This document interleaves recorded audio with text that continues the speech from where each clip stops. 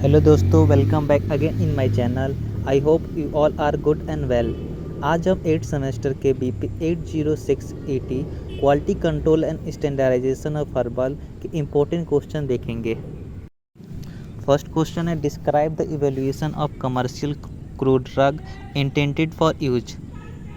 इस ये drug evaluation को हम डिफाइन करते हैं। एक ये डिटर्मिनेशन प्रोसेस है जिसमें identity, purity, quality of drug के बारे में हम डिटरमाइन करते हैं। Evaluation of drug is necessary because, evaluation of drug necessary क्यों है हमारे लिए, इसमें क्या करते हैं, determination of biochemical, identify substitution and adulteration, storage condition. अब नेक्स्ट देखते हैं कि कौन कौन सा मेथड यूज़ होता है ड्रग इवेल्युएशन के लिए। ऑर्गेनोलेप्टिक और morphological evaluation, physical evaluation, microscopic evaluation, chemical evaluation, biological evaluation, analytical evaluation. First, organoleptic evaluation. Organoleptic को मॉर्फोलॉजिकल इवेल्युएशन कहते हैं।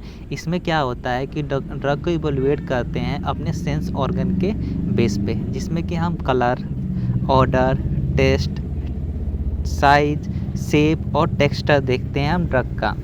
नेक्स्ट है फिजिकल इवेल्युएशन। फिजिकल इवेल्युएशन में हम क्या देखते हैं, ड्रग को हम उसके फिजिकल प्रॉपर्टी और फिजिकल कैरेक्टरिस्टिक के बेस पे हम उसको डिटरमाइन करते हैं। इसमें हम क्या डिटरमाइन करते हैं, moisture content, viscosity, melting point, solubility, S value, soling index etcetera.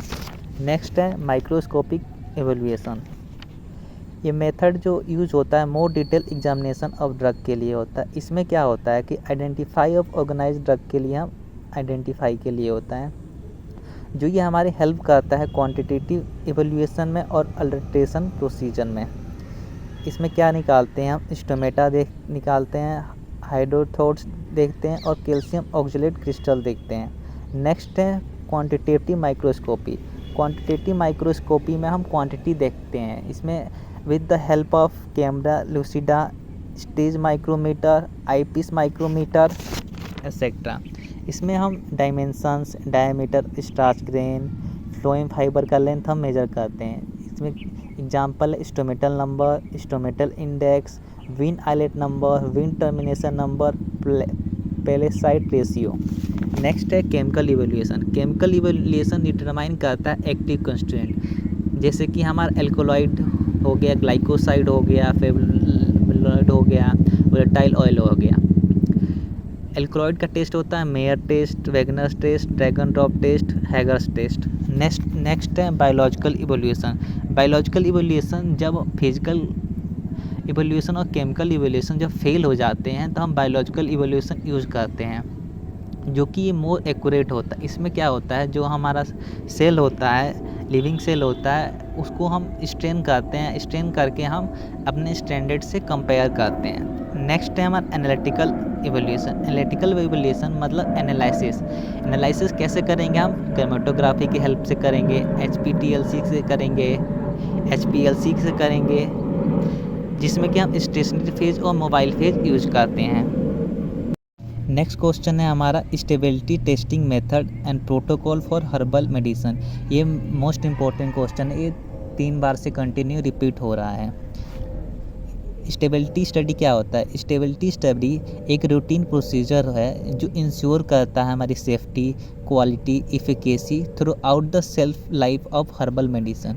जो स्टेबिलिटी स्टडी है एक रूटीन प्रोसीजर होता है जो हमारे इंश्योर करता है हमारा जो प्रोडक्ट है सेफ़ है, इफ़ेक्टिव है, जब तक उसका सेल्फ लाइफ है।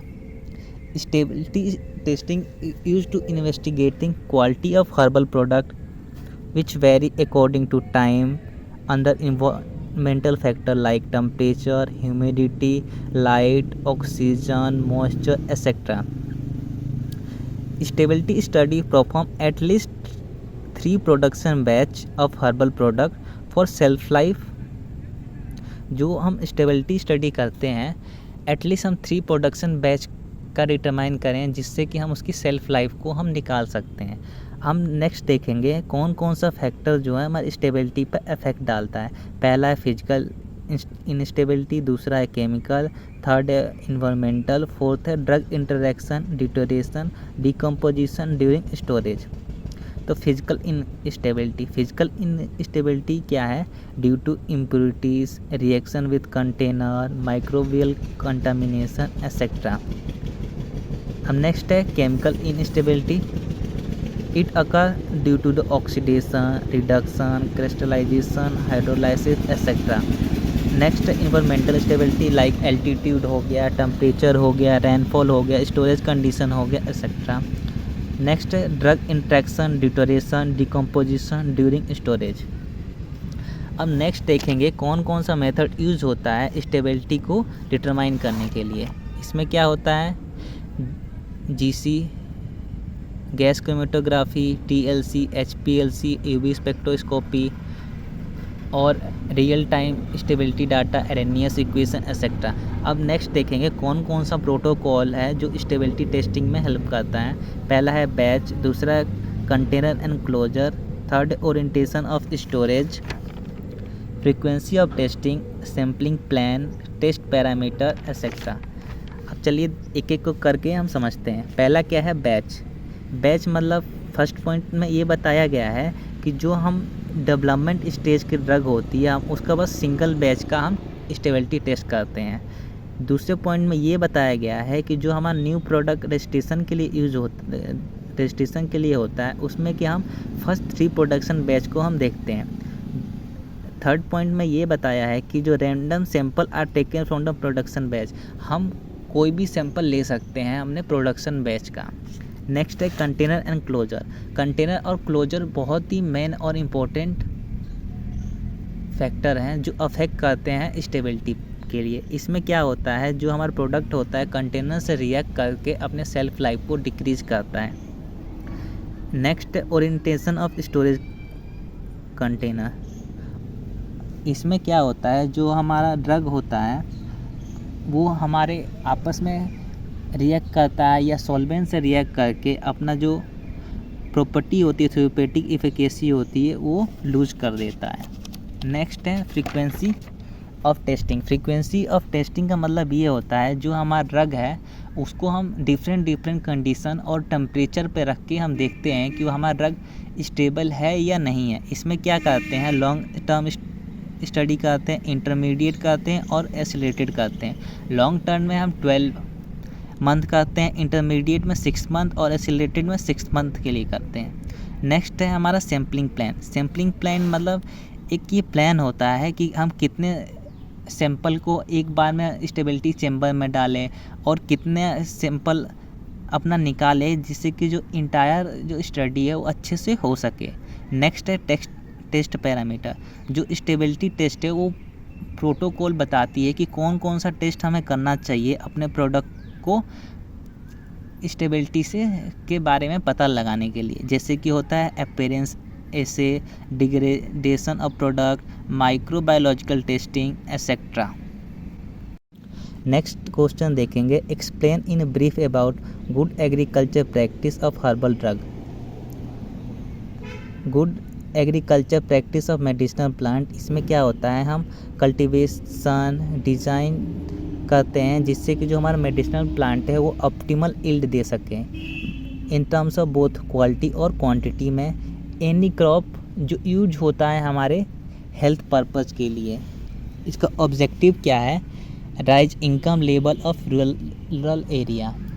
जो गांव में लोग रह रहे हैं उनके इनकम को बढ़ाया जाए। Provide sufficient input to agro processing unit to improve the quality, safety and efficacy of finished herbal product, encourage for sustainable cultivation, provide guideline SOP for medicinal plant। Objective मतलब इसमें क्या है बताया गया है कि जो भी हमारे गांव में रूरल एरिया में पीपल रहते हैं उनका इनकम इंक्रीज़ किया है जाए। दूसरा है कि जो हमारे एग्रो बेस्ड इंडस्ट्री है उनको सफिशिएंट इनपुट प्रोवाइड किया जाए। थर्ड ये है कि जो हमारा फिनिश प्रोडक्ट है वो सेफ्टी, क्वालिटी और इफ़ेक्टिव हो हमारे लिए, और इंकरेज करता है हमें सस्टेनेबल कल्टीवेशन के लिए, और ये हमें गाइडलाइन और SOP प्रोवाइड करता है। अब हम देखते हैं इसमें कौन कौन सी गाइडलाइन होती है। पहला है सिलेक्शन ऑफ मेडिसिनल प्लांट, दूसरा identification authentication of cultivated medicinal plant. Third है स्पेसिमेंस। फोर्थ है seed and other propagating materials. Next है environmental and social impact. Next है क्लाइमेट। फिर उसके बाद आता है सॉइल। फिर उसके बाद आता है इरिगेशन और ड्रेनेज। फिर आता है plant maintenance and protection, harvesting and drying, storage and personnels. इस गाइडलाइन को याद करने के लिए हमें ये देखना पड़ेगा कि जैसे कि हम धान की खेती करते हैं, धान की खेती में हम क्या देखते हैं, पहले हम सीड लेते हैं, फिर आइडेंटिफाई करते हैं जो सीड है वो हमारे लिए अच्छा है या नहीं है।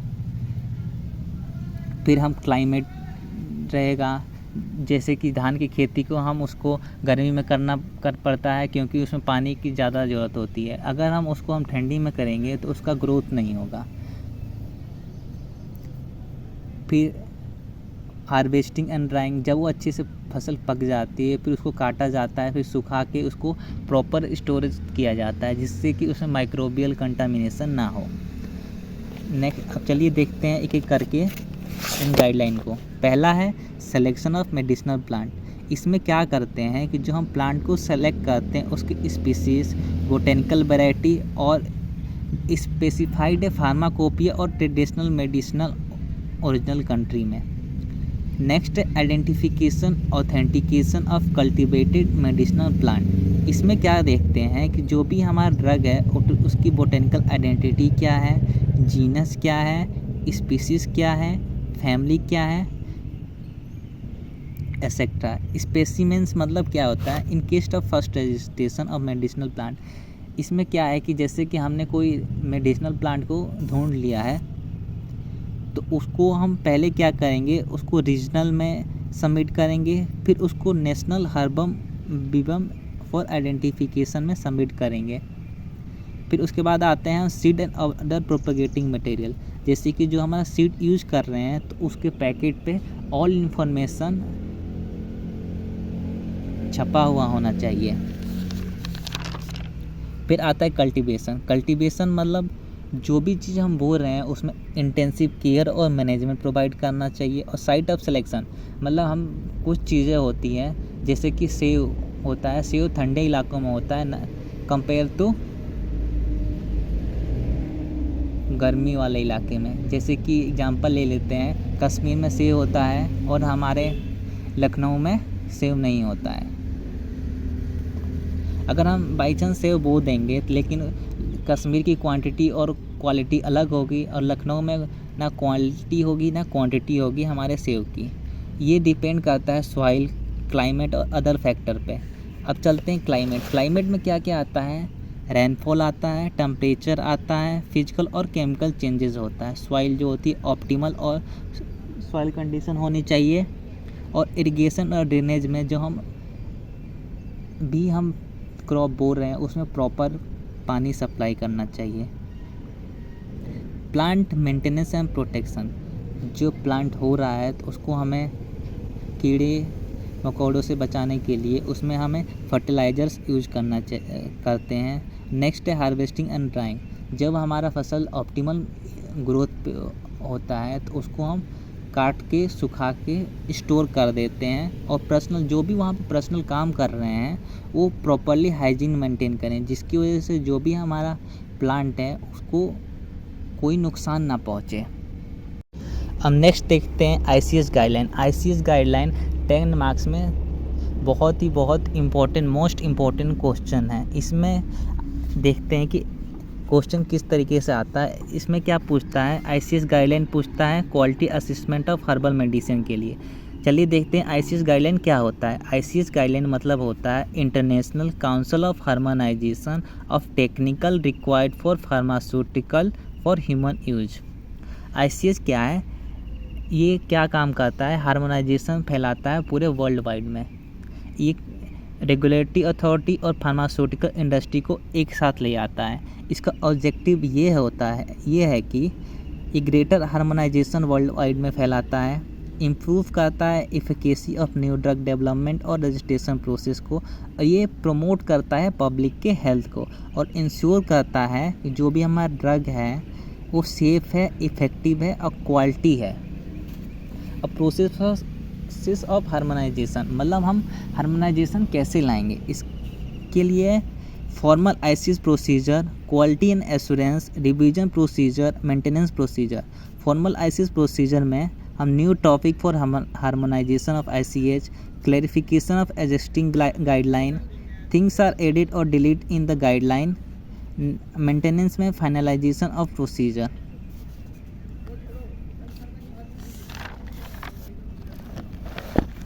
नीड ऑफ हार्मोनाइजेशन, हमें हार्मोनाइजेशन की क्यों नीड पड़ी, मतलब एक ट्रेजिडी हुई थी जैसे थैलेडोमाइड इन यूरोप। सबने सुना होगा कि जब थैलेडोमाइड एक ड्रग है, उस मॉर्निंग सिकनेस के लिए दी जाती है, जैसे कि प्रेग्नेंट वुमेन होती है उसको दिया जाता है जिससे कि उसको वोमिटिंग कम हो।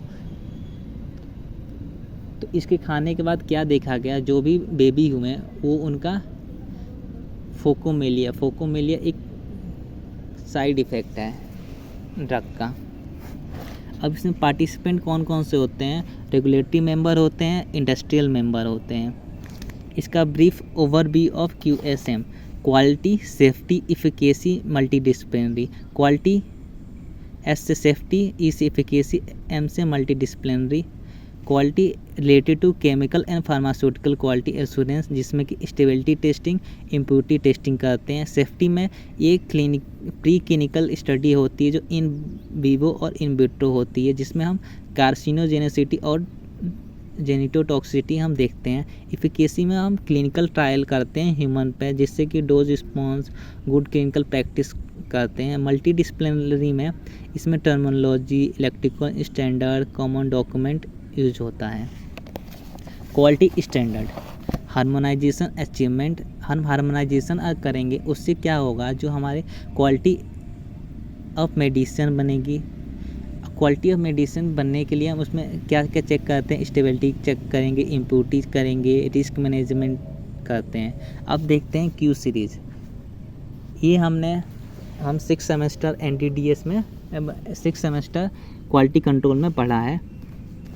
क्यू सीरीज़ के बारे में पहला स्टेबिलिटी, दूसरा एनालिटिकल वैलिडेशन, थर्ड है इम्प्योरिटीज़, फोर्थ है फार्माकोपिया, 5 है क्वालिटी ऑफ बायोटेक्नोलॉजिकल प्रोडक्ट, 6 है स्पेसिफिकेशन, 7th है GMP, 8 है फार्मास्यूटिकल डेवलपमेंट, 9th है क्वालिटी रिस्क मैनेजमेंट, 10th है फार्मास्यूटिकल क्वालिटी सिस्टम, 11th है development of manufacturing of drug substance, 12th है लाइफ साइकिल मैनेजमेंट, 13 है continuous manufacture of drug substance and drug product, 14th है analytical procedure development.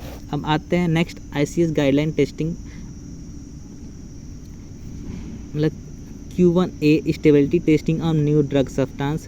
ये देखो Q1A होता है new drug substance होता है, और Q1C जो होता है न्यू डोसेज फॉर्म। इसको ड्रग और डोज में कंफ्यूज मत होना। जो DO है इसमें C है, तो D का O आ जाएगा, CO मतलब क्या होता है CO। सेकेंड होता है फोटो स्टेबिलिटी टेस्टिंग, D होता है bracketing and matrix design, third evolution of stability data, और नेक्स्ट F है stability data of packaging for registration in climatic zone 3 and 4। ये मोस्ट इम्पॉर्टेंट क्वेश्चन है जो कि जीपेट और नाइपर दोनों में पूछा जाता है, और हर साल इससे एक ना एक क्वेश्चन होता ही है।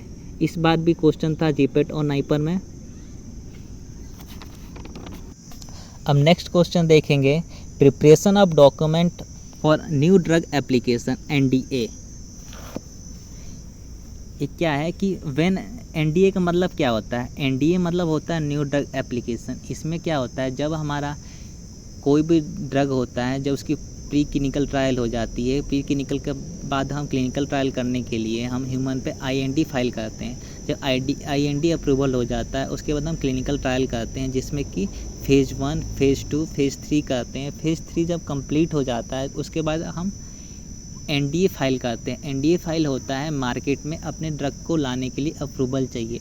इसको हम कहते हैं पोस्ट मार्केटिंग सर्विलेंस, जिसमें कि जो हम ड्रग है मार्केट में आ जाती है तभी भी उस पर हम सर्विलेंस रखते हैं। जैसे कि हमने अभी केस देखा था कोरोना में, जो भी ड्रग थी वो डायरेक्ट मार्केट में आ गए, इसलिए गवर्नमेंट ने गाइडलाइंस जारी किया था कि जिसको भी जो भी प्रॉब्लम होता है, जैसे कि फीवर हो रहा है, हेडेक हो रहा है, वो इस टोल फ्री नंबर पे बताए।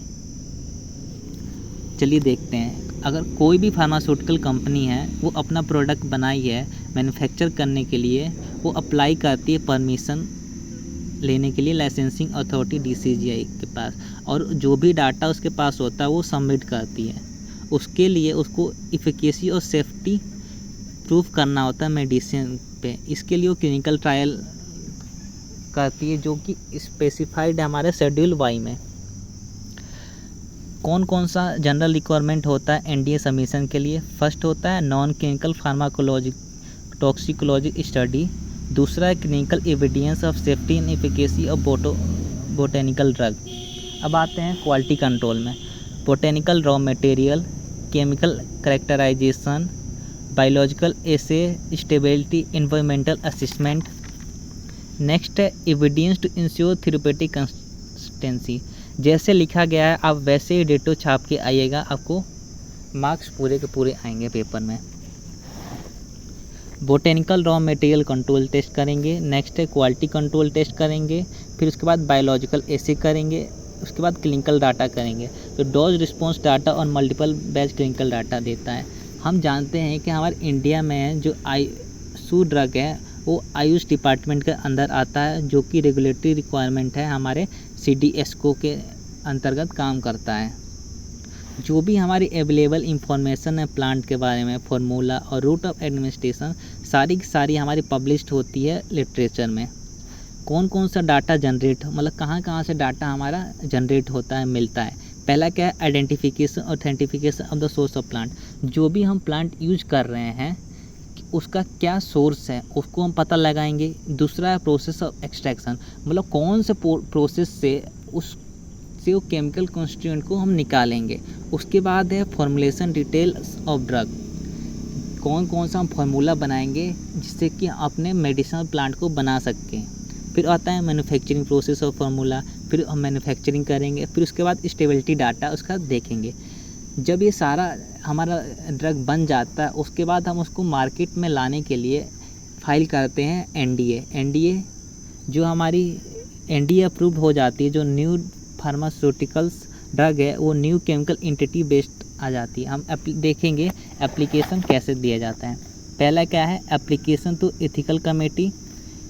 हम पहले एथिकल कमेटी को एप्लीकेशन देखते हैं। अगर वो रिपोर्ट जाती है एथिकल कमेटी के पास, अगर वो हमारा ड्रग सही है तो वो क्या करता है, एथिकल कमेटी